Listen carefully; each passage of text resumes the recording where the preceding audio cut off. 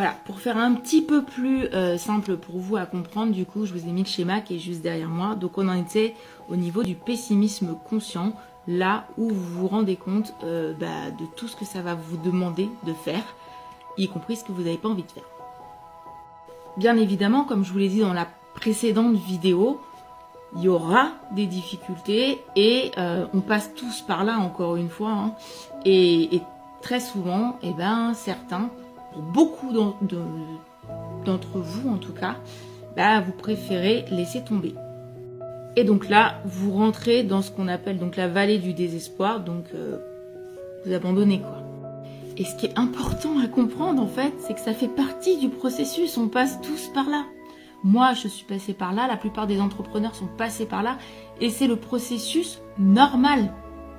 On passe tous par là.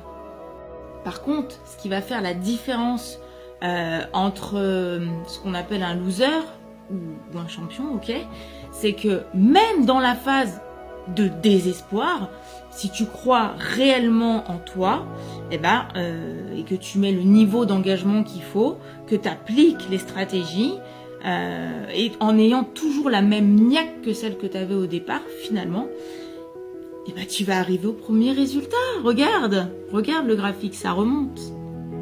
La phase des premiers résultats, elle va te permettre de devenir optimiste conscient. En gros, tu sais qu'en continuant à faire des efforts, à persévérer, tu vas y arriver parce que tu es conscient que c'est possible. Voilà. Tu es conscient que tu peux aller chercher cette liberté. Et surtout, tu deviens conscient parce que tu sais exactement comment atteindre le succès. Et une fois la phase d'optimisme conscient acquise,